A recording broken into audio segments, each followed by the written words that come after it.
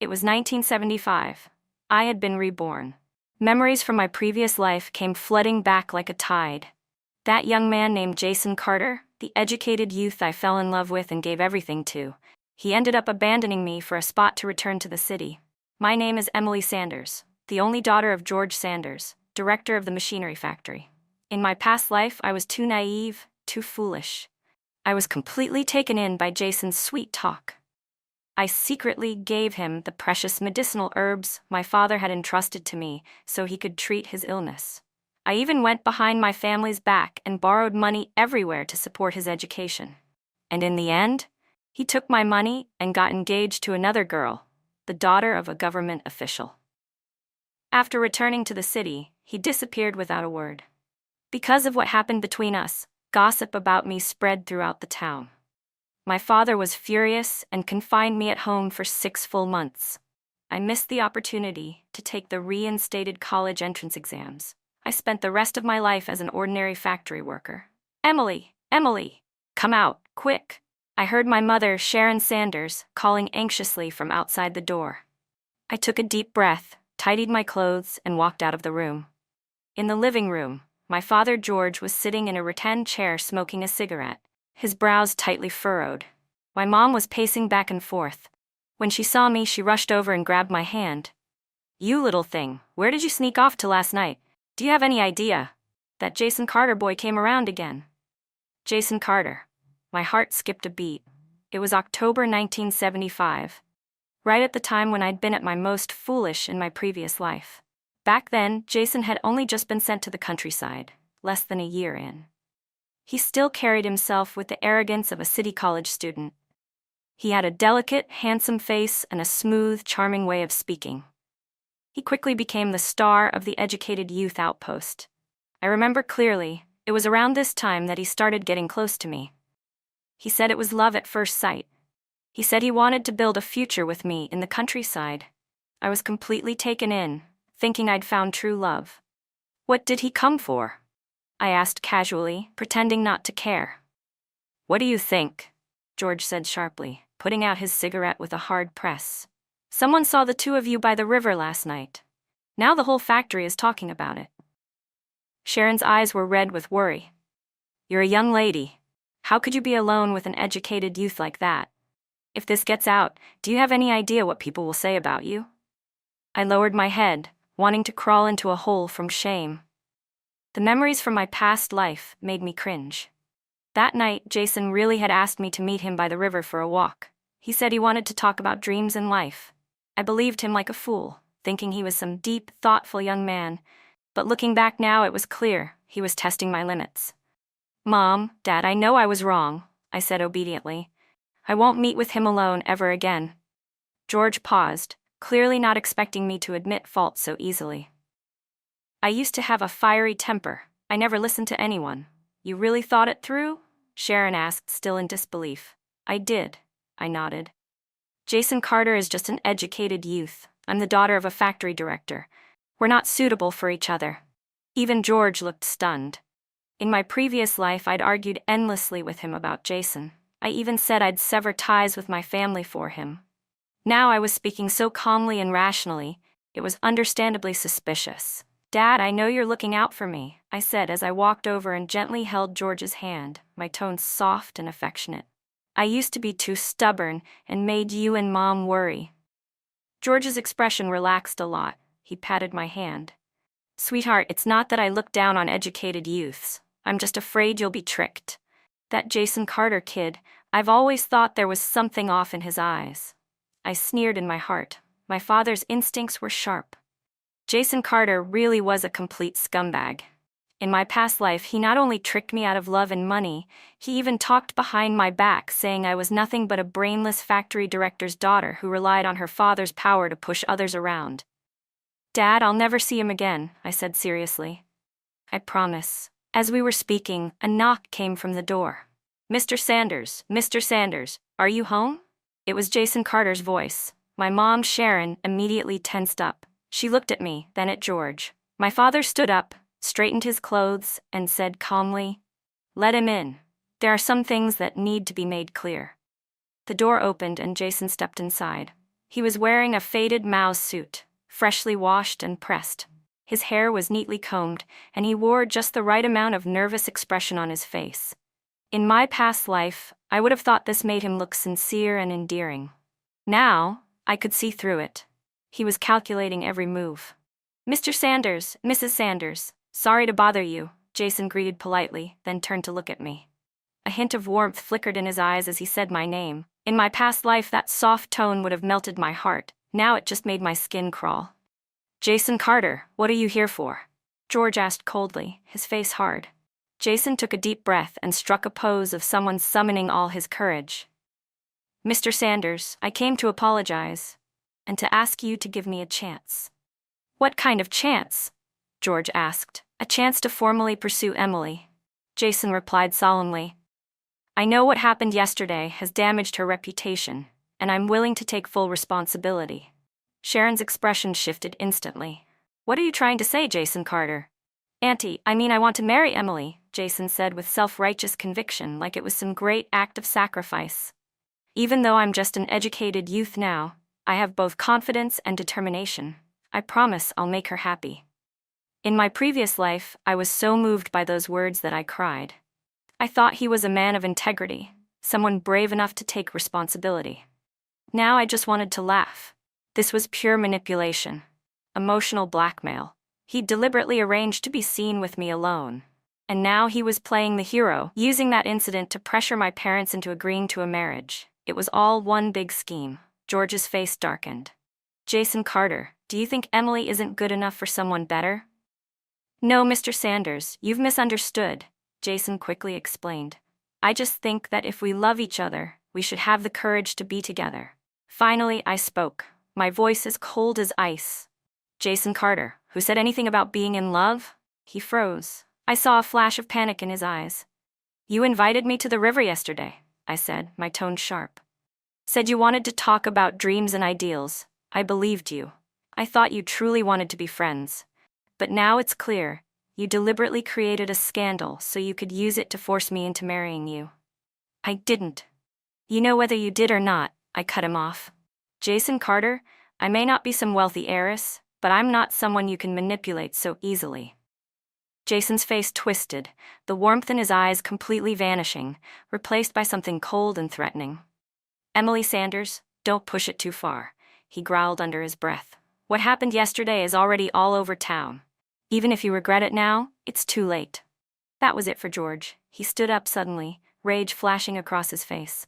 "How dare you?" he shouted. "Jason Carter, are you threatening my daughter?" "Mr. Sanders, I'm just stating the facts," Jason said, his voice tight. "Everyone in the factory knows about me and Emily. If we don't end up together, her reputation—" "Enough," I snapped, my voice cutting him off like a knife. "Jason Carter, do you really think I'm still that gullible fool?" He visibly flinched. The old me had indeed been an easy target, obedient, blindly trusting, never daring to argue, but not anymore. "Emily, what's wrong with you?" he asked, trying to soften his voice again. "I'm just worried about your name." "My reputation doesn't need your concern," I said as I stood up, towering over him. "Jason Carter, who do you think you are? Do you really think you're good enough for me?" My words were harsh, and I meant every one of them. I didn't regret it. Not one bit. In my previous life, I lowered myself for him in every possible way. And what did I get in return? Abandonment, humiliation, a lifetime of regret. In this life, I was going to make sure he knew Emily Sanders was not someone just anyone could take advantage of. Jason Carter's face turned ashen. "Emily Sanders? What's that supposed to mean? You look down on me because I'm an educated youth?" "That's exactly right," I said bluntly. You're just a countryside placement. What makes you think you're worthy of the factory director's daughter?" Jason was shaking with rage, his whole body trembling. George, watching from the side, was utterly stunned. He never expected his usually gentle and kind daughter to speak like this. But to be honest, seeing Jason utterly defeated gave him a surprising sense of satisfaction. "My daughter's right," George said coolly. "Jason Carter, I suggest you give up this ridiculous idea. My daughter has better taste than that." I saw a flicker of viciousness flash in Jason's eyes, but he quickly covered it up. "Mr. Sanders, Emily, don't you think you're going too far?" he said through gritted teeth. Everyone's already heard about what happened yesterday. If you don't give me an answer, I'll start spreading nasty rumors about Emily. That was his true face. In my past life, he'd done the same thing. He told me if I didn't agree to be with him, he'd destroy my reputation. Back then, I'd burst into tears and agreed out of fear. Now, looking back, I couldn't believe how foolish I was. If you want to talk, go talk, I said with a cold laugh. Let's see who people believe more, an educated youth like you or the daughter of a factory director. Jason was completely stunned. He never expected me to react this way, to throw out his whole plan. In his mind, I should have been panicking over my reputation, begging him not to say anything, then giving in and agreeing to be with him. But now, I couldn't care less, and I wasn't finished. Are you sure you want to go up against my family? I asked, my tone sharp. My dad's the director of the mechanical factory. You're assigned here in the countryside, and every form, every procedure goes through the factory. Do you really want to burn this bridge? Jason's expression changed completely. Clearly, he hadn't thought that far ahead. George held serious influence around here. If he really wanted to make things hard for Jason, it would be effortless. You. Jason gritted his teeth, but couldn't come up with another threat. That's enough, Jason Carter. You can leave now, George said, waving his hand dismissively, his voice full of irritation. And stay away from my daughter. Otherwise, don't blame me for what happens next. Jason looked like he still wanted to say something, but when he saw the cold, stormy look on George's face, he swallowed his words and slinked out in defeat. As soon as he left, Sharon rushed over and grabbed my hand. Emily, wasn't that a bit too harsh? Do you think Jason might hold a grudge against you? Mom, don't worry. I patted her hand gently. He's just an educated youth. What can he possibly do to me? George nodded in agreement. Emily's right. Our family's not afraid of him. But I knew deep down, Jason wouldn't let this go so easily. In my previous life, he'd always been petty and vindictive. After what I did today, publicly humiliating him, he'd definitely try to get back at me. But I wasn't afraid. This time, I was going to show him what it meant to hoist a rock only to drop it on your own foot. Dad, there's something I want to ask you, I said suddenly. What is it? I want to sign up for next year's college entrance exam. George was caught off guard. College entrance exam? I thought you said you didn't want to study anymore. In my past life, I really had said that, because Jason had convinced me that education was useless, that it was better to get married early. Thinking back on it now, I couldn't believe how stupid I had been. I've changed my mind, I said seriously. Dad. I want to go to college, I said. I want to have a career of my own. I don't want to be a pretty little vase who depends on a man for everything. A flicker of pride passed through my dad's eyes. George had always hoped I would be independent and strong, but I'd been spoiled since I was little and always thought that marrying a good man would be enough. Now, hearing me say I wanted to take the college entrance exam, he was thrilled beyond words. Good, he said, patting my shoulder. I support you. Whatever books you need, I'll buy them for you. Sharon, my mom, nodded repeatedly beside him. Yes, yes, studying is the right path.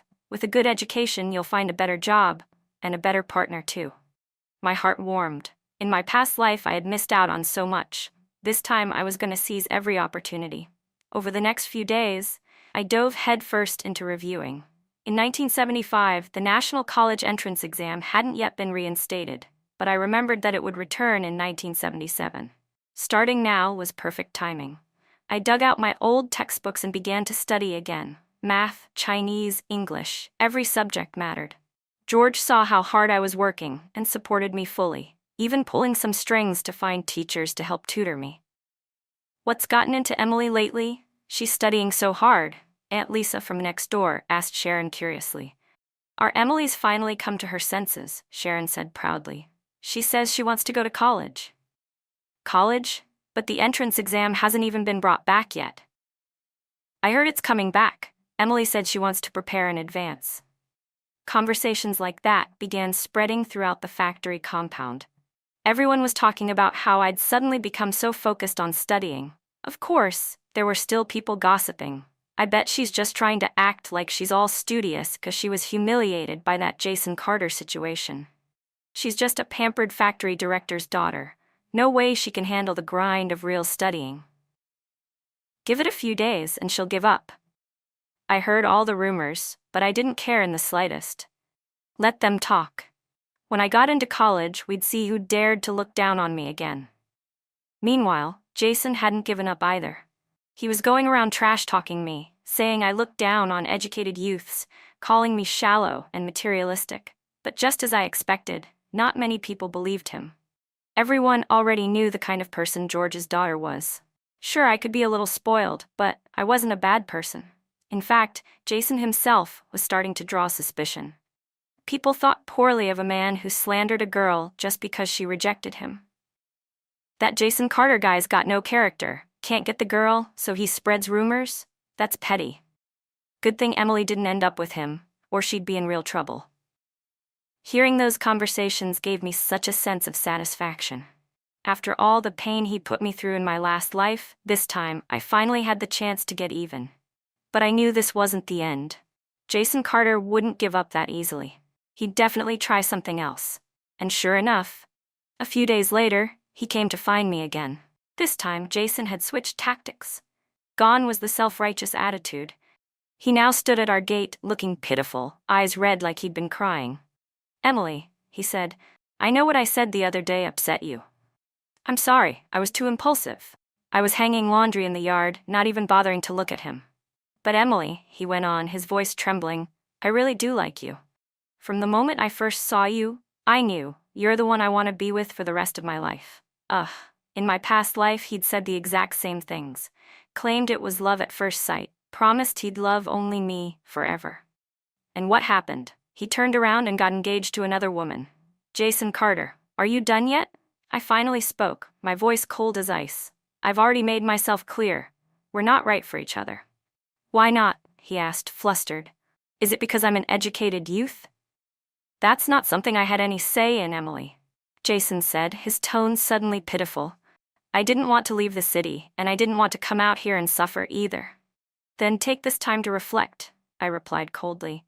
"Work on your so-called ideological reform. Try to get back to the city sooner. Just don't bother me." He suddenly became agitated. "You can't treat me like this. Do you know how many opportunities I've already given up, for you?" I paused, folding the damp sheet in my hand, then turned to face him. "What opportunities exactly have you given up?" He hesitated, then gritted his teeth and said, "Lisa Lee. Secretary Lee's daughter. She's been after me for a while now. She said if I agreed to be with her, her father could help me get back to the city sooner. But I turned her down, because my heart was set on you." Lisa Lee. I searched my memory. There really had been someone by that name in my past life. She was the daughter of the county secretary. Not particularly attractive, but her family background was impressive. In that life, Jason had indeed gotten involved with her, but it was after he dumped me. Yet here he was now, twisting the story, pretending it was me he chose over her. What a load of crap. "Jason Carter, you really are something," I said with a cold laugh. "When did Lisa Lee ever pursue you? How many times have you even met her?" His face twitched. "Don't lie to me," I cut him off, not holding back. "You don't even know Lisa Lee. You'll say anything just to trick me, won't you?" Exposed, Jason turned red with frustration and shame. "Emily Sanders, what do you want from me? I've already humbled myself this much, and you still won't accept me. What more do you want?" "I want you to stay far, far away from me," I said slowly, clearly, and without a hint of softness. "I want you to never appear in front of me again." His expression twisted. The kindness vanished from his face, replaced by something cold and dangerous. "Don't think I won't do something about this, Emily. You really believe I can't touch you?" "And what exactly do you plan to do?" I asked, completely unfazed. "I'm warning you, if you keep treating me this way, I'll..." He stopped mid-sentence, his mouth snapping shut as soon as George stepped out from the house. "Jason Carter, what are you doing here again?" George's face was thunderous. "Didn't I already tell you to stay away from my daughter?" Jason immediately put on his submissive act. "Mr. Sanders, I just wanted to talk to Emily, that's all, nothing more." "Nothing more?" George scoffed. "I just heard you threatening her." "I didn't." "You didn't?" George stepped forward and stood protectively beside me. "I know exactly what I heard. Jason Carter, I'm warning you. If you harass my daughter again, I'll personally see to it that you're transferred to the most remote outpost we've got." Jason's face darkened. He knew George wasn't bluffing, but instead of backing down, he gritted his teeth and said, "Mr. Sanders, aren't you afraid people will say you're abusing your power?" "Abusing power?" George laughed coldly. "Let's get one thing straight. You are harassing my daughter. She didn't lead you on. She didn't ask for any of this. I have every right to protect her. And another thing," he added, his tone suddenly sharper. "I've looked into you. Your behavior at the outpost hasn't exactly been stellar. Lazy, slippery, always looking for excuses to skip work. And with that attitude, you think you deserve my daughter? Dream on." Jason turned red and pale at the same time, completely at a loss for words. Everything George said was true. He slacked off constantly and was known for avoiding responsibility. "I'll say it one last time, stay away from my daughter," George said firmly. "Or don't blame me for what comes next." Jason shot me a furious glare, then finally turned and stormed off. But I knew this wasn't the end. He wasn't the type to give up that easily. Sure enough, a few days later, new rumors started circulating, this time targeting me. "Did you hear? Emily Sanders is getting a little too close to that male tutor of hers." "You mean Mr. Wang? The one helping her prep for the exams?" "Yeah, him. Young, good-looking, and apparently a college student himself." "No way. She just cut ties with Jason Carter, and now she's got her sights set on someone new?" The gossip was spreading fast, with vivid details like someone had been eavesdropping at every step. And before long, the rumors reached my parents. Both George and Sharon heard about it. Sharon was pacing in panic. "Emily, people outside are saying things about you and Mr. Wang. What are we going to do?" It was true that Mr. Wang had been tutoring me. He was a young teacher from the county high school with excellent teaching skills. My dad, George, had used his connections to bring him in to help me with my studies. But our relationship was purely professional. There wasn't the slightest hint of anything improper between us. "Mom, don't believe those rumors," I said gently, trying to calm her down. "There's nothing between me and Mr. Wang. He's just my teacher, completely decent and professional." "But that's not what people are saying out there," Sharon said anxiously. "You're a young woman. Your reputation means everything." George was just as angry. "Someone is spreading lies on purpose." I knew exactly who it was. Who else but Jason Carter? He had used this exact same tactic in my past life, spreading rumors that I was involved with other men, completely destroying my reputation until I had no choice but to lean on him for protection. But not this time. I wasn't going to let him get away with it again. "Dad, I have an idea," I said suddenly. "What idea?" he asked. "We go on the offensive. Let everyone see for themselves who's lying and who's not." A cold glint flashed in my eyes. "Tomorrow you and Mom go talk to Mr. Wang in front of everyone. If there's anything shady going on, he won't be able to hide it." George nodded. "That's actually a good plan." The next day, George and Sharon went to see Mr. Wang, just as we discussed. When Mr. Wang heard someone had been spreading rumors about him, he was furious. "Mr. Sanders, I swear my relationship with your daughter is entirely proper. I'm just her tutor. These rumors are nothing but malicious slander," he said firmly, without a trace of guilt or hesitation. The crowd that had gathered watched carefully, and you could see their minds beginning to change. "Look at Mr. Wang. He doesn't seem the least bit nervous." Exactly. If there really was something going on, would he be standing there so calmly? I think someone's making things up on purpose. The rumors quickly fell apart, but I knew Jason wouldn't stop there. He still had more tricks up his sleeve. Sure enough, a few days later, he showed up again, this time with someone new by his side. "Emily, let me introduce you. This is Lisa Lee, daughter of Secretary Lee," Jason said proudly. "We've made it official. We're getting engaged next month." Lisa Lee didn't look like much in the face, but her clothes were clearly expensive and stylish, definitely from a wealthy family. She looked me up and down with undisguised contempt in her eyes. "So this is Emily Sanders?" she sneered. "Not much to look at, Jason. Your taste used to be so low." Jason gave an awkward chuckle. "Lisa, don't say that." "Am I wrong?" she cut in with a smirk. "A factory director's daughter dares to look down on my Jason? She should take a good look in the mirror and see what she really is." I watched their little act and couldn't help but laugh. Jason thought bringing Lisa here would make me jealous, that I'd regret walking away? What a joke. Congratulations, I said lightly. I wish you both a long and happy marriage. May you have many children. Jason froze, clearly stunned by my reaction. You? What? I raised my eyebrows. Did I say something wrong? Aren't you two getting engaged? Of course I should congratulate you. Lisa was surprised too. She had probably expected me to break down in tears, begging Jason to take me back. Humph, at least you know your place, she said disdainfully. Jason, let's go. Just talking to this kind of person makes me feel dirty. After they left, I burst out laughing. Jason Carter. Did you really think this would get to me? Keep dreaming. News of Jason and Lisa's engagement spread fast. Everyone was talking about it. Some were envious, some were bitter, and some actually felt bad for me. Emily Sanders is really pitiful, I overheard someone say. She just got dumped by Jason Carter, and now he's already getting engaged to the county secretary's daughter. Dumped? What are you talking about? Emily's the one who didn't want him. Exactly. She's the daughter of a factory director. Why would she care about some countryside dropout like Jason Carter? Well, still, now he's marrying Lisa Lee. That's gotta be a step up from whatever Emily could have had. I heard all the chatter, but I didn't care one bit. Let them talk. It wouldn't be long before they realized who the real fool was. I remembered it all too well. In my past life, Jason and Lisa's relationship hadn't lasted long. Lisa might have come from a powerful family, but she was domineering, spoiled, and spent money like water. Jason could never handle a woman like her. They fell apart quickly. And Lisa's father, Secretary Lee, he turned out to be a real piece of work, ended up being arrested for embezzlement. Lisa's fall from grace came right after. Jason had pinned all his hopes on climbing the social ladder through her. It was laughable. Emily, are you really not upset at all? My best friend May asked me in a whisper. May lived next door. We'd grown up together, so she knew exactly how I used to act around Jason. Upset? I gave her a puzzled look.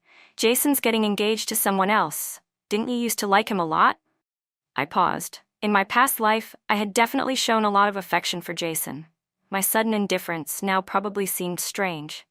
I was infatuated, I explained. I've had time to think it through. He's not worth my feelings. May still looked like she wanted to say something, but I waved her off. May, do you really think Jason and Lisa are going to last? I don't know, she said. Why? Think about it. Who is Jason Carter? A broke, powerless city boy stuck in the countryside. And Lisa Lee, the pampered daughter of a powerful official. Do you really think those two can get along? May thought about it for a moment, then nodded. You make a good point. Lisa's temper is, well, she's not easy to live with. Exactly, I smiled. Just wait and see. It won't be long before they blow up.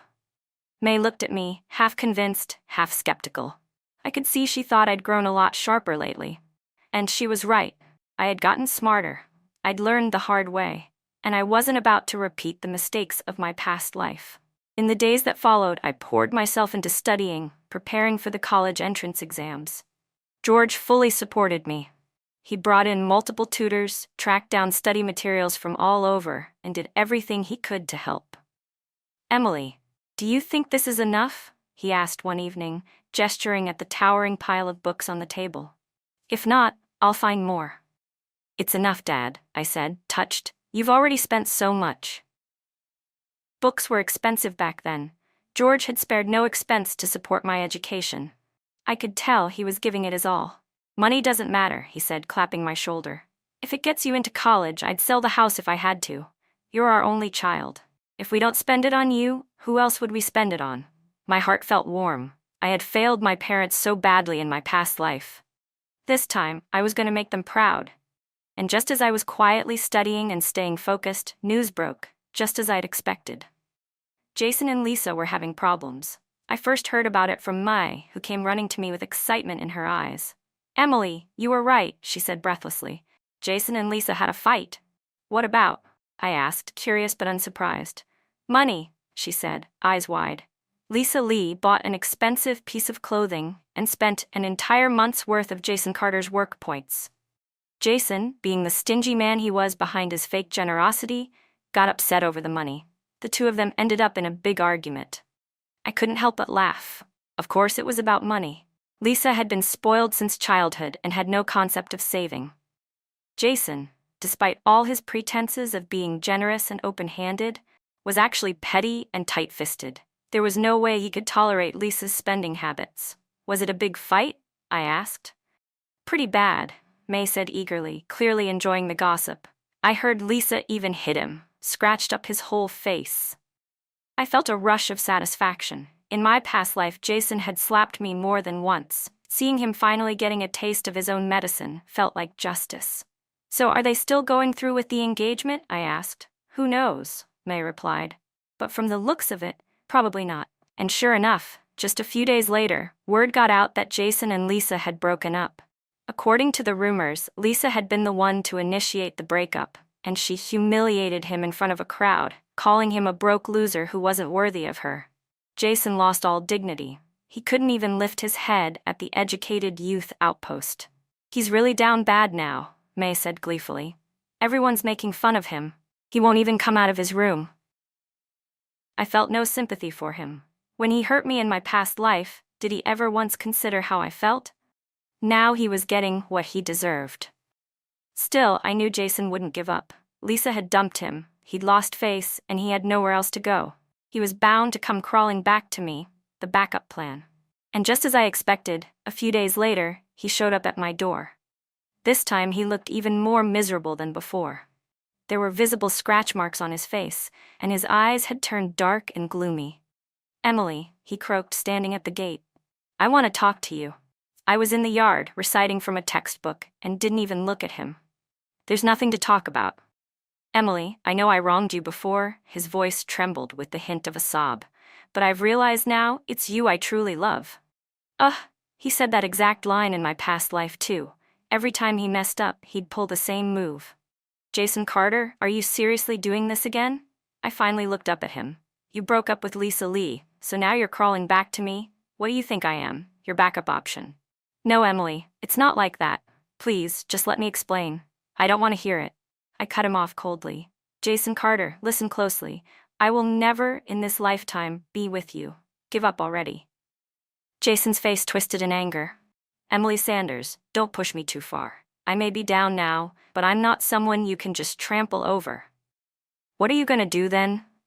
I stared at him, unafraid. He gritted his teeth, then suddenly pulled something from his pocket. A folded letter.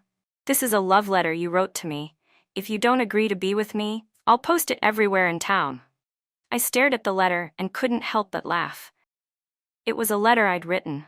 In my past life, foolish and head over heels, I'd written him plenty of cringe-worthy love letters. I never thought he'd actually keep one, and now he wanted to use it to blackmail me?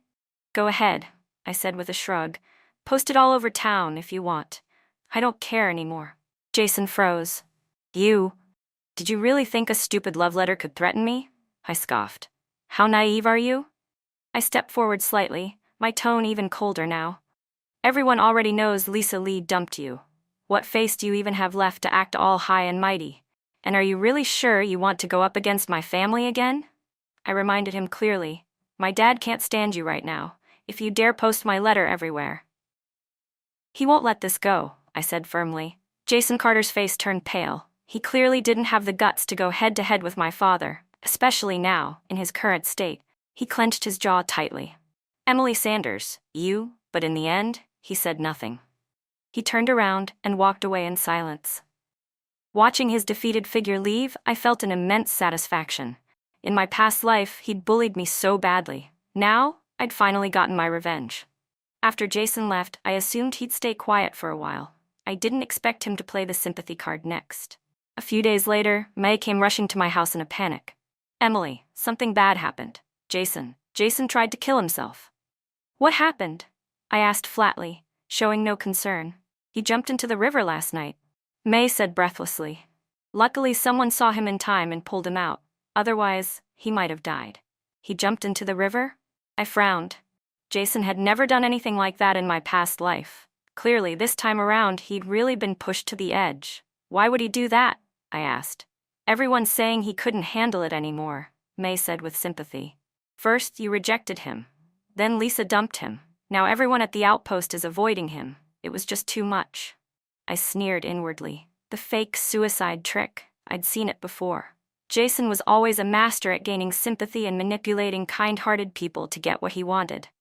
So how is he now? I asked. He's still in the hospital. I heard he's really weak, May said. Are you going to visit him? I mean, it was kind of because of you. No, I said without hesitation. His life or death has nothing to do with me. May blinked in surprise. She clearly hadn't expected me to be so cold. How can you say something like that? He did this because of you. Because of me. I gave a cold laugh. Don't be fooled, Mai. He jumped into that river to manipulate people's feelings. He wants me to feel guilty. Who would risk their life for that? She asked, unsure. You really think he'd pretend to kill himself? If he truly wanted to die, I said calmly, why jump into the river in the middle of town, where people walk by all the time? Why not choose a place or method that's actually fatal? He wanted to be found. That was the whole point. Mai listened, half skeptical, half convinced. You might be right. Of course I'm right, I said. And you'll see, won't be long before someone shows up to try and guilt me into visiting him. They'll say I'm cruel if I don't. Sure enough, that very afternoon, a group came to my door. Leading them was Mr. Liu, the supervisor from the Educated Youth Outpost, along with several other youth representatives. Emily, Mr. Liu said seriously, we're here to ask you to visit Jason. He's in a really bad state. Keeps muttering your name. The doctor says it's a psychological issue. Only you can help him. A young female youth next to him chimed in. Please, just go see him. Even just a glance. Think of it as saving his life. I looked at the group and found it all painfully ridiculous. In my past life, this kind of moral pressure had nearly destroyed me, but not this time. I wouldn't fall for it again. Sorry, I said plainly. I'm not going. Emily, how could you be like this? Mr. Liu frowned. This is a matter of life and death. If it's really that serious, I said calmly, you should take him to a proper hospital. I'm not a doctor. Seeing me won't cure anything. You're being too stubborn, an older member of the group said. Jason risked his life for you. And you're this heartless? For me? I scoffed. Who told you he did this for me? Isn't it obvious? He was shouting your name before he jumped. And shouting my name makes it about me, I asked, stunned by their naivete. If he really wanted to talk to me, why didn't he just come to the door and ask? Because you refused to see him. And that, I said coldly, should have been a clear sign. There's nothing between us. His life or death has nothing to do with me. My logic was crystal clear. If any of you truly care about Jason Carter, then take good care of him yourselves, I said firmly. But don't come here trying to guilt-trip me. Mr. Liu's face darkened. Emily, that's way too cold-hearted. Cold-hearted? I stood up and looked straight at them. Then let me ask you, if Jason really dies, are you going to blame me for it? Are you going to say I drove him to it? Mr. Liu started, but I didn't let him finish. If that's what you believe, then let me make something clear right now. Jason Carter's life and death have absolutely nothing to do with me. I raised my voice. Whether he lives or dies is his own choice. Don't even think about pinning that on me. My words were harsh, but I didn't regret a single one. In my past life, it was exactly this kind of moral blackmail that ruined me. Everyone said Jason was doing this for me, and that if I didn't accept him, I was heartless. In the end, I caved. And the result? He destroyed me and tore my family apart. I would never make the same mistake again in this life. You can go now, I said with finality. Whatever happens to Jason Carter, I'm not getting involved. Seeing that they couldn't change my mind, they left, dejected and speechless. After they were gone, George came out from the house. You did the right thing, he said, patting my shoulder. That Jason Carter's just putting on a show. You can't let yourself get soft. You heard everything? I did, George nodded. I was inside the whole time. I was going to come out and say something, but you handled it better than I expected. Dad, do you think I was too harsh? Not at all, George said firmly. What kind of man threatens suicide every time something doesn't go his way? That's not strength, it's manipulation, and he was clearly faking it. My heart felt warm. With my father's support, I felt more confident than ever. Over the next few days, more people came to persuade me. They all said the same things, that Jason was pitiful, that we were from the same place, that I should show some compassion and go see him. But I refused every time, firmly and without hesitation. Gradually, public opinion began to shift. Emily Sanders is so heartless. Some whispered, he almost died and she wouldn't even go look in on him. Yeah, women shouldn't be that cold. But others spoke up for me. Why should Emily be responsible? She never agreed to be with Jason in the first place. He couldn't handle rejection. How is that her fault? I think Jason's just playing the pity card, trying to manipulate Emily into taking him back.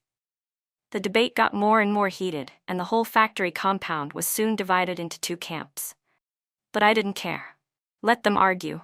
Time would reveal the truth. And sure enough, just a few days later, word got out, Jason wasn't nearly as bad off as he'd claimed. He was already able to get out of bed and walk around. I heard he was joking with the nurses today, someone said. Doesn't exactly sound like someone on death's door. See? I knew he was faking it. Emily Sanders has a good head on her shoulders. She didn't fall for it.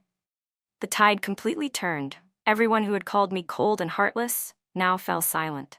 As for Jason, when he realized his guilt trip had failed, he finally gave up. He was discharged from the hospital not long after. But he could no longer hold his head high around the compound. Everyone now knew he'd faked a suicide attempt to trick me, and their opinion of him had plummeted. That Jason Carter really has issues, people murmured. Faking a suicide just to win a girl over? That's scary. Thank God Emily didn't fall for it. Otherwise, she would have been dragged into his mess. Hearing all that, I felt a deep sense of satisfaction. Jason Carter had brought this on himself, and now he was reaping what he sowed. As for me, I focused completely on my studies, preparing for the most important exam of my life. In October 1977, the news finally arrived. The National College Entrance Exam was officially reinstated. The entire factory compound erupted with excitement. Everyone was talking about it. The college entrance exam was really coming back. That's amazing. Finally, a chance to change our fate. I wonder how hard it'll be. Do you think a lot of people will sign up? When I heard the official announcement, my heart surged with excitement. I had been waiting for this day for 2 years. Every day, aside from eating and sleeping, I had poured every ounce of energy into studying. Math, Chinese, English, politics. Every subject, I practiced over and over, striving for perfection. Emily, are you going to sign up? May asked, practically bouncing with excitement. Of course I am, I replied without hesitation. I've been preparing for this day for 2 whole years. But I heard the exam will be really hard, she said, and the acceptance rate is super low. No matter how hard it is, I have to try, I said firmly. Opportunities like this don't come often. I can't let it slip away. Both George and Sharon fully supported my decision to apply. Do you know which university you want to aim for? George asked. I want to apply to Peking University, I said, voicing my long-held goal. In my past life, I had missed the college entrance exam altogether, and it was one of my greatest regrets. In this life, I would aim for the best university, study the best program, and live the best life I could. Peking University? Sharon looked worried. Isn't that a bit too ambitious? Mom, people need dreams. What if mine comes true? I smiled. Besides, I've been studying non-stop for 2 years. My foundation is solid. George nodded. That's the spirit. I'm behind you all the way. On the registration day, I arrived at the sign-up point early in the morning. The line was already long, packed with mostly young people, but also a few older ones. Everyone's face showed a mix of excitement and nerves. When it was finally my turn, the registration teacher looked over my documents and nodded. Emily Sanders, the factory director's daughter, right? I've heard you've been reviewing diligently these past 2 years. Yes, sir. I answered respectfully. Good, you're well prepared. He stamped my form and handed it back. Do your best. Aim for a top score. Thank you, sir. Holding that registration form, I could barely contain my excitement. I was finally going to take the college entrance exam. From that day forward, I threw myself into studying even harder. I woke up at 5 a.m. to memorize and didn't sleep until 11 p.m. Every hour that wasn't spent eating or taking a short break went straight into review. George watched me push myself day after day, his heart aching. Emily, don't overdo it. Your health matters too. I'm fine, Dad. I wiped the sweat off my forehead. This is a once-in-a-lifetime chance. I have to make the most of it. Around the factory compound, talk of the college entrance exam only grew louder. I heard there'll be a ton of applicants this year. The competition's fierce. Of course, there hasn't been a proper college entrance exam in 10 years. The pool of candidates is huge. I wonder if Emily Sanders will make it. She's been studying every day for the past 2 years. I think she has a shot. Maybe, but the exam isn't a joke. With so many people applying, it's going to be brutal. Some people even brought up Jason Carter. Didn't Jason Carter sign up too? He did, but he hasn't really studied these past 2 years. He probably won't make it. With his attitude and the way he's wasted time chasing girls, he thinks he can get into college? What a joke. I couldn't help but laugh to myself when I heard that. Jason had indeed registered, but he'd spent the past 2 years chasing women instead of books. In my past life, he didn't get in either. He only got back to the city through connections. But in this life, he didn't even have Lisa Lee to lean on anymore. Getting back would be even harder for him now. Serves him right. Finally, the day of the exam arrived. That morning, I got up extra early. I ate breakfast carefully, double-checked all my test supplies, then headed to the exam site with George and Sharon by my side. Emily, don't be nervous. Just do your best, like you always do, George encouraged me outside the testing center. Don't worry, Dad, Mom, I said with a steady breath. I'm not nervous, I'm fully prepared. As I stepped into the exam room and saw so many familiar faces my age, a strange calm settled over me. 2 years of preparation had all led to this moment. The first subject was Chinese. I glanced over the paper carefully, and relief washed over me. I'd practiced all these types of questions before. Nothing looked too difficult. I began writing with full concentration. Every word was neat and precise, every question answered with care and focus. 2.5 hours passed quickly. I finished 10 minutes early and used the remaining time to check everything thoroughly before handing in my paper. When I exited the exam room, George and Sharon were still waiting outside. How was it? Was it hard? Sharon asked eagerly. It was okay. Better than I expected, I answered honestly. I think I did pretty well.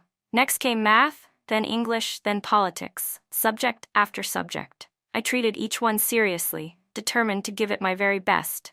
Especially math and English, those were my strongest subjects, and the questions felt natural and smooth as I worked through them. After 3 days of exams, it was finally over.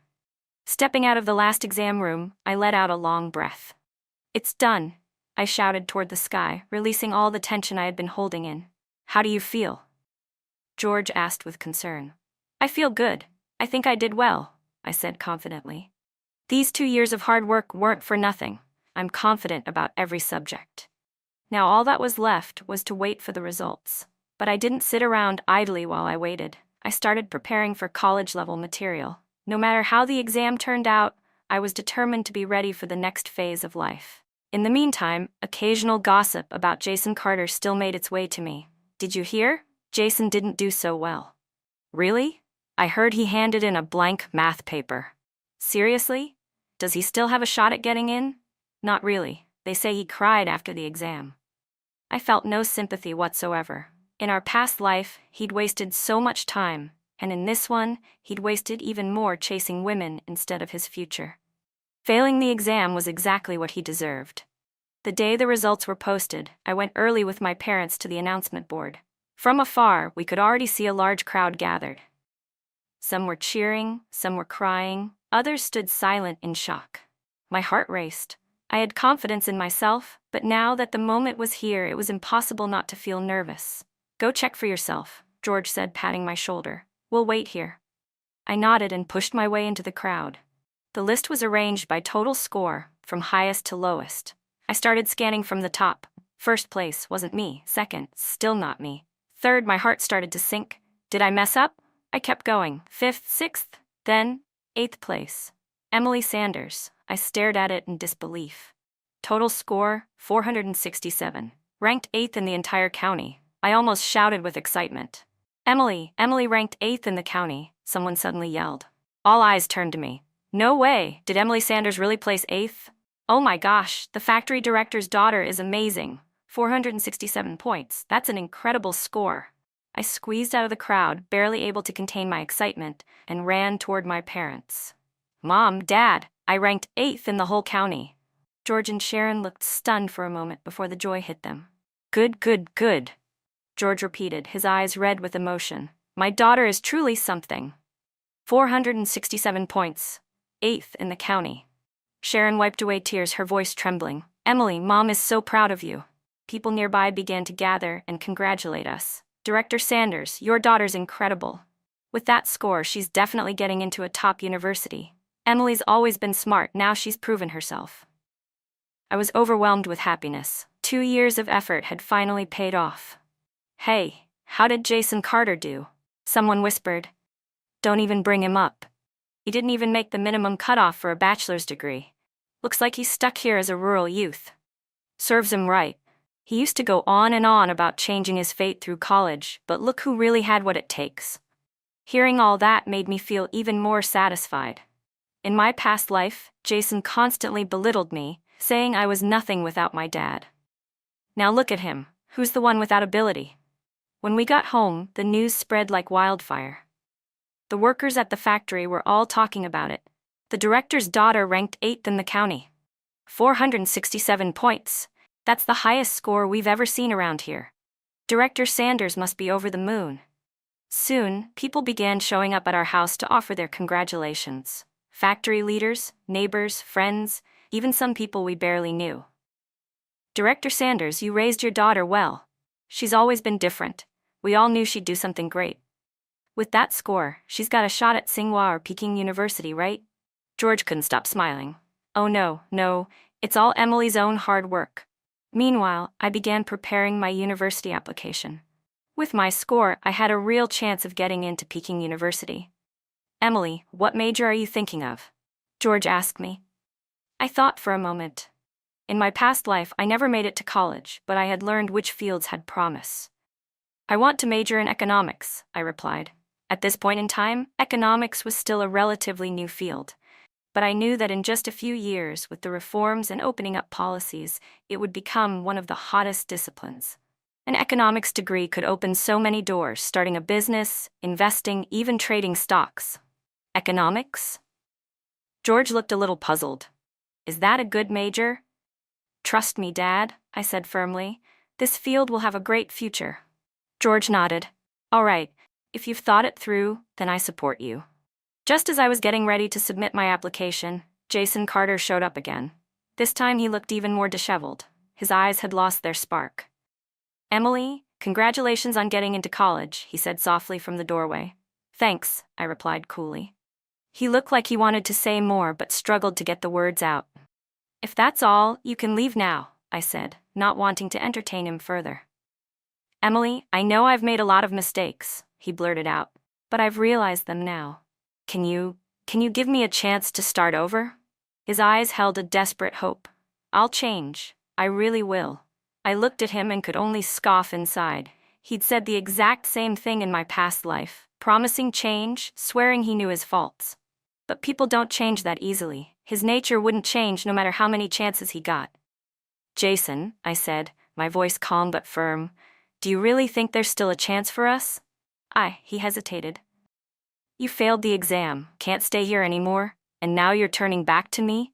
I said bluntly, exposing him without mercy. You think I'm still that naive girl I used to be? I looked him straight in the eye. No, Emily, it's not like that. I'm serious this time. I really mean it, Jason stammered. Mean it? I let out a cold laugh. And how much is your so-called sincerity worth, Jason? Please, he actually started crying. Please give me one more chance. I have nothing left. Only you can help me now. Help you? I couldn't help but laugh. Jason Carter, what makes you think I'd ever help you? Because of what we used to have. What we used to have, I cut him off. Didn't you once say I wasn't good enough for you? Weren't you the one who was so eager to get engaged to Rachel Lee? And now you come crawling back? Jason had no words. He stood there, speechless. Jason, I said coldly, this is the last time I'll say this. We're over. There's nothing between us anymore. Go figure out how you're going to keep surviving out here. Emily, get lost, I finally snapped. Don't ever bother me again, or I'll have my dad deal with you. He was stunned by my tone. Finally, without another word, he turned and walked away, shoulders slumped in defeat. As I watched his pathetic figure disappear into the distance, a swirl of emotions welled up inside me. He'd ruined my life in the past, and now I'd finally gotten my revenge. But even that didn't feel like enough. I wanted to prove to him, and to everyone else, that I could live just fine without him. No, better than fine. I was going to thrive. After submitting my application, I chose the economics department at Peking University. It was a bold move, but I had confidence in myself. And even if by some chance I wasn't accepted, my score was high enough to get into other top universities. Now it was just a matter of waiting for the admission results. During that time, I began preparing for university life. I asked my dad to buy me a bunch of books on economics, finance, and even literature. I wanted to use this time to get a head start on college-level learning. "Emily, the way you study so hard makes me so proud," George said, as he watched me read intently. "This is just the beginning, Dad." I smiled at him. "Once I'm in college and learn even more, I'll make you even prouder." "All right," he grinned. "I'll be waiting for that day." A month later, my admission letter finally arrived. That afternoon, the postman rode up to our house on his bicycle. Letter for Emily Sanders. I nearly tripped over myself running to the gate. My hands trembled as I ripped open the thick envelope. Inside was a beautifully printed letter. Peking University, Department of Economics. I had been accepted. I got in. I shouted at the top of my lungs. Peking University. I really got in. George and Sharon rushed outside at the sound of my voice. "Really? Let me see." George took the letter and read it over and over. Peking University. My daughter got into Peking University. Sharon was crying so hard she could barely speak. "Emily, I never even dreamed this would happen." Word spread quickly through the entire factory compound. Emily Sanders got into Peking University. Peking University. That's the best university in the whole country. Director Sanders is going to be famous now. His daughter got into Peking U. Soon, our house was full of visitors again, congratulating us, even more than when my exam scores were posted. "Director Sanders, your daughter is truly exceptional. The first one in our area to make it into Peking U. Emily's future is limitless." As I listened to their congratulations, my heart was full of pride and joy. This was the power of knowledge. This was how you changed your fate. Meanwhile, news about Jason started circulating again. Apparently, when he heard I got into Peking University, he was so upset he didn't eat for a whole day. Serves him right. He used to look down on her, and now look at him. Emily's off to Beijing for college. He's still stuck here playing the poor rural youth.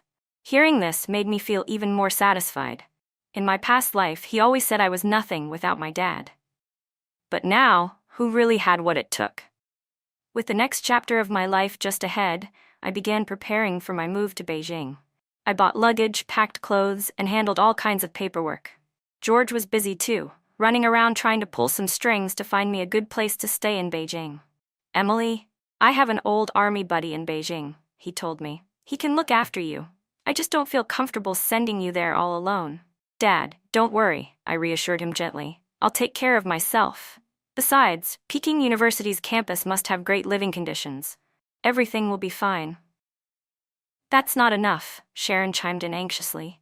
"You're still just a kid. How can you be there without someone to look after you? Maybe I should go to Beijing with you."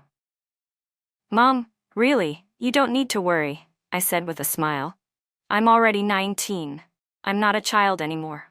And if you come with me, what about Dad? He'll be all alone." After some discussion, we finally decided I would go to Beijing on my own. A few days before my departure, I made one last visit to the small hillside I had always loved. I wanted to take one final look at the place where I had spent 19 years of my life. Sitting on the hill, gazing out at the factory and the village in the distance, I felt a mix of emotions. This place held my childhood memories, but also the pain of my past life. Now I was leaving it all behind, setting out to explore a wider world. "Goodbye," I whispered toward the horizon. "When I return, I'll make sure the world sees me differently." As I walked down the hill, I unexpectedly ran into Jason. He was sitting on a stone near the foot of the slope, looking dejected. When he saw me, he immediately stood up. "Emily," he called, his voice hoarse. "Do you need something?" I asked coldly. I just came to see you off," he mumbled. "You're leaving for Beijing tomorrow, right?" "Yes," I replied curtly. "Emily, I know I don't deserve to say this," he took a deep breath, but I still want to wish you all the best in Beijing. I looked at him without a trace of emotion. Thank you, I said blandly, then turned to leave. Emily, he suddenly called out again.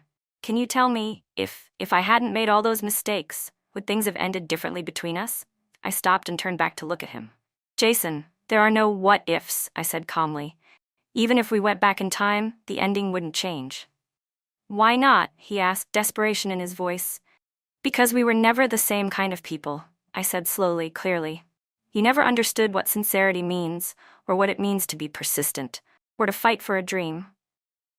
Goodbye, Jason, I said firmly, and walked away without looking back. I hoped that would be the last time I ever saw him. September in Beijing was crisp and pleasant. I dragged my suitcase through the gates of the Peking University campus, a place I had dreamed of for so long. The plane tree leaves were just starting to yellow, and sunlight streamed through the branches, casting dappled shadows across the walkways. The whole campus looked beautiful, almost magical. This is Peking University. I took a deep breath at the gate. In my previous life, I could only see this school on TV, but now I was really here. After completing my registration, I moved into the girls' dormitory. My roommates were all outstanding students from across the country, and we quickly got to know each other. Emily, where are you from? Asked Wang Li, one of the girls. I'm from a small city in the northeast, I answered honestly. Wow, it must have been really tough for you to get here, said another roommate, Li Mei, with admiration. Most people in our class are from big cities. It's rare to see someone from a small town make it this far. Exactly. And you're in the economics department too. That's one of the most competitive majors right now, Wang Li added. Hearing their words, I couldn't help but feel a quiet sense of pride. They didn't know I had chosen economics because I understood its potential. In a few years, as the country's reforms deepened, economics graduates would be in high demand. What do you girls think of this major? I asked, eager to hear their thoughts. I asked curiously, what do you think of this major? I heard it's pretty hard, someone replied. You have to learn a lot, especially the math part. Yeah, another added, and economics in our country is still pretty underdeveloped. Who knows if it'll even be useful? I held back a smile. If they knew how in-demand economics graduates would be 10 years from now, their jaws would probably drop. On the first day of school, we attended a welcome speech by the department chair. He was an older professor, probably in his 50s, wearing thick glasses and speaking with calm authority. Students, welcome to the Department of Economics at Peking University, he began. You are the first class of students since the resumption of the National College entrance exam. You carry the heavy responsibility of contributing to the nation's development. Economics is a relatively new discipline here, still in its early stages. He paused, then said with firm conviction, but I believe that as the country continues to grow, economics will become increasingly important.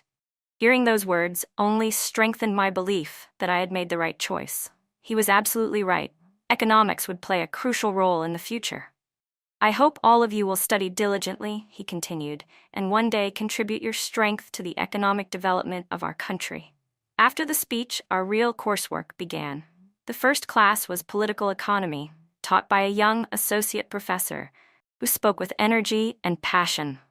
What is economics? He asked, right out of the gate. The students looked at each other, unsure how to respond. I raised my hand. Professor, I think economics is the study of how resources are allocated. His eyes lit up. Excellent. That's absolutely correct. The core of economics is how to allocate scarce resources. I was thrilled to receive his praise. Even though economics was still underdeveloped in this era, the fundamental concepts remained the same. In the following classes, I continued to do well. Subjects like mathematical analysis, linear algebra, and probability theory were challenging for many of my classmates, but not for me. Even though I hadn't gone to college in my previous life, my 2 years of intense preparation had given me a solid foundation in math. I had even taught myself some advanced topics, far ahead of most of my peers. Emily, how are you so good at math? My roommate Wendy asked, clearly envious. I've liked math since I was a kid, I said modestly. I used to study it on my own in high school. That's amazing. I'm terrified of math. I never understand anything in class. It's okay, I can help you, I offered. Really? That'd be great. Wendy nearly jumped with excitement. Before long, I became the mini teacher of our dorm, helping my roommates with their studies. At the same time, I used my free time to read as much as I could. I spent entire days in the library, completely immersed. Besides textbooks for our classes, I also tackled classic works of economics like The Wealth of Nations, Das Kapital, and The General Theory of Employment, Interest and Money. These books were difficult, but I made sure to finish them. Emily, why are you always reading these books? A classmate once asked, puzzled. I think these classics are incredibly valuable, I explained. They help us understand economics on a deeper level. But they're so old. Are they still relevant? Absolutely, I replied without hesitation. The fundamental principles of economics don't change. Only the ways we apply them evolve over time. The classmate nodded, not quite convinced, and soon wandered off to do something else. I knew many people hadn't yet realized the value of these classic works. But I was different. I knew just how vital this knowledge would become in the future. In addition to my major, I also taught myself English. Although the university had English classes, I didn't think they were enough. I knew the world was going to become more and more international, and English would be crucial. So I dedicated several hours each day to improving my listening, speaking, reading, and writing skills. Emily, how is your English so good? My English teacher asked me one day after class. I'm just really interested in it, I answered modestly. So I practice a lot in my spare time. That's great, she said with a nod. If you keep this up, you might want to consider applying to study abroad after graduation. Study abroad? I hadn't thought about that before, but now that she mentioned it, it did sound exciting. If the opportunity ever came, it would be a great way to see the world. That first year at Peking University was fulfilling in every way. Every day I was learning new things, encountering new ideas, and watching my entire perspective grow broader and clearer. Occasionally, news from home would reach me. Dad wrote to tell me that the factory workers were still praising me, saying, "The factory chief's daughter really made us proud." And as for Jason, he was still working as a rural youth, living a rough life. Dad said he heard Jason was full of regret now, always muttering that if he had studied harder back then, maybe he could have gone to college too. When I read that part of the letter, I couldn't help but laugh. Now he regrets it? Too late. Opportunity only comes to those who prepare for it. He had his chance and threw it away. Regret means nothing now. In my sophomore year, China began its economic reform and opening up policy.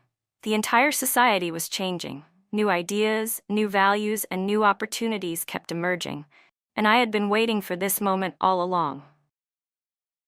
Our country is now embracing economic reform and opening up to the world, the department chair said during one of his lectures. For economics majors like you, this is a once-in-a-lifetime opportunity. China will need a great number of people who understand economics and management. After graduation, you will have the chance to participate in the country's economic development. My heart raced as I listened. I knew this era had truly arrived, the one filled with both opportunity and challenge, an era where bold ideas and decisive action could lead to real success. And I was ready. During my college years, I not only mastered my core courses, but I also taught myself additional subjects: finance, business management, and marketing. These fields weren't widely emphasized yet, but I knew their time would come. I even used my vacation time to intern at local companies to understand how real-world economics worked. Emily, why are you so into all these extracurricular things? My roommate Lily asked, clearly puzzled. I just think having theoretical knowledge isn't enough, I explained. You need real-world experience too. But we're still students, she said. What good is an internship now? It's very useful, I said confidently. Theory only becomes powerful when it's applied in practice. She shook her head, thinking I was overthinking everything. But I knew these hands-on experiences would be priceless in the future. By junior year, I started thinking seriously about what I'd do after graduation. According to the policy at the time, college graduates were assigned jobs by the state. But I didn't want to passively wait for an assignment. I wanted to choose my own path. Emily, where do you want to work after you graduate? My advisor asked during one of our meetings. I want to go to Shenzhen, I said without hesitation. Shenzhen? That little fishing village? He looked surprised. Why would you want to go there? Because it's a special economic zone. There will be tons of opportunities there, I explained. He frowned. Emily, with your grades, you could easily stay in Beijing or go to another major city. Why go to a place like Shenzhen? I believe Shenzhen has great potential, I insisted. The special economic zone policy will bring in all kinds of new opportunities. He seemed like he wanted to argue, but when he saw how determined I was, he let it go. The truth was, I knew what Shenzhen would become. Over the next few decades, it would transform from a fishing village into an international metropolis, and along the way, countless opportunities would appear. I was determined to be there when it happened, to seize those chances and make something of myself. Just before graduation, I received a letter from home. In his letter, Dad wrote that Jason had finally finished his years working as a rural youth and returned to the city. But without a degree, the best he could do was work in a small factory. Life hadn't been kind to him. Apparently, he often said now that he regretted wasting so much time chasing girls instead of focusing on his studies. But it's too late to say anything now, Dad added. As I read that line, I felt a swirl of emotions. Somehow, all the resentment and anger from my past life seemed to dissolve in that moment. Not because I forgave him, but because I had risen far beyond anything he could ever hope to reach. His success or failure no longer meant anything to me. On graduation day, I stood in my cap and gown on the campus of Peking University, my heart racing with emotion. 4 years of college had come to an end, and I was about to embark on a new path in life. Congratulations, Emily, my department chair said as he came over and patted my shoulder. You're one of the best students we've ever had. Thank you for all your guidance, Professor, I replied respectfully. You're really going to Shenzhen after this? He asked again, just to be sure. Yes, I answered firmly. I believe I'll find the opportunities I'm looking for there. He nodded. If that's your decision, then go chase your dreams. Just remember, wherever you go, you'll always be a Peking University graduate. I won't forget, I promised. On the day I left Beijing, my roommates all came to see me off at the train station. Emily, you have to stay in touch, okay? Wendy said, holding my hand with tears in her eyes. Of course I will, I said, also feeling the sting of parting. You all take care too. And if you ever get the chance, come visit me in Shenzhen. Who knows, Lily joked. In a few years you might be some big-time CEO, and we'll just be ordinary folks admiring you from afar. Oh please, I laughed. But deep down I couldn't help thinking, maybe that's not such a far-fetched idea. As the train slowly pulled out of the station, I watched the skyline of Beijing disappear into the distance. My heart was full of anticipation for what lay ahead. Goodbye, Beijing. Goodbye, my college years. Hello, Shenzhen. Hello, my new life. The train sped southward through the night, carrying me and my dreams toward a place filled with endless possibilities. I knew the road ahead might be tough, but I was ready. In this life, I would live boldly and truly create a life of meaning and value.